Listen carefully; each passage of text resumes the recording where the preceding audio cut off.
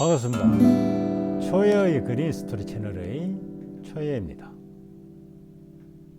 한 송이 국화꽃은 소쩍 새우는 봄부터 기다렸지만 탐스러운 엉팡꽃을 피우기 위해서는 강산이 한번 변했습니다. 제가 난의 세계에 발을 내디딘 게 바로 이 난 때문이죠. 우선 엉팡의 꽃 피우는 과정을 보시고 계속 이야기해 보겠습니다.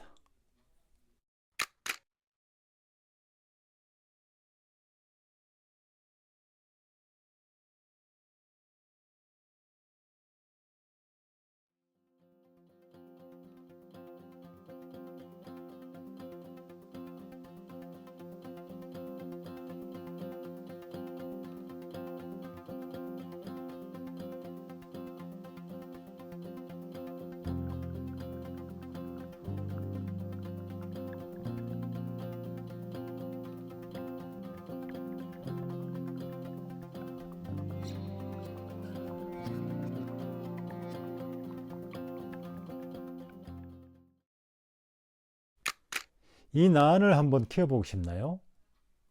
그렇다면 영상을 끝까지 잘 보시기 바랍니다. 엉팡과 비슷한 취석곡이 있는데 지금이야 구분할 수 있겠지만 그때는 그게 그거겠지 하고 치부해버렸죠. 지금으로부터 10년 전, 그러니까 2013년 여름이었죠. 그동안 그토록 오매불만 그려오던 취석곡을 인터넷에서 구할 수 있게 되었습니다. 그런데 취석곡을 외국에서 선박으로 들여오던 중 컨테이너의 지나친 고온으로 거의 푹푹 삼켜지다시피 해서 상태가 좋지 않다고 그러더군요. 그래서 할 수 없이 버릴 수는 없고 아주 싼 값으로 처분한다고 그러네요. 저는 무조건 구매한다고 했습니다. 10개 중 한두 개만 살려도 된다는 신락 같은 희망 때문이었죠. 그때 얼마 안가 딱 한 군데서 꽃 한 송이가 피었는데 그 이후 지금까지 단 한 번도 꽃을 볼 수 없었고 포기만 겨우 유지하고 있었습니다. 그러다가 작년에 취석곡은 가끔씩 꽃을 맺지 못하는 포기가 있다는 인터넷 정보를 접하고 취석곡과 비슷한 엉팡을 구매하기에 이르렀죠. 전년도에 꽃이 피었다는 이야기를 확신하면서 말이죠. 그 엉팡이 바로 이 꽃입니다.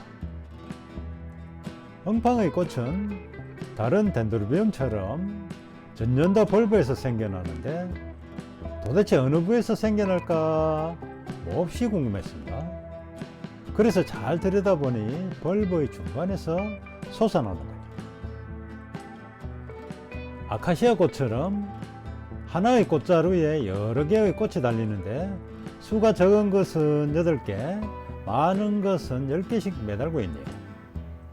잘 키우면 그 수가 좀 더 늘어나지 않을까 생각해 봅니다. 대부분의 덴드로비움은 겨울철 충분한 햇볕과 일정 기간의 저온과 건조기를 겪어야 봄에 개화를 하는데 이 엉팡은 좀 더 가혹하리만큼의 개화 조건을 필요로 한다고 합니다. 앞서 이야기한 컨테이너에서 고온 건조를 겪은 포기 중 하나가 꽃이 핀 게 이해가 되죠. 그러므로 엉팡을 꽃 피우기 위해서는 겨울철 마음을 좀 단단히 하든지 한두 달 그냥 방치한다는 마음을 가지는 게 나을지도 모르겠습니다. 한 가지 덧붙이고 싶은데 지금 취석곡이 어마어마한 기세로 꽃대를 밀어올리고 있습니다.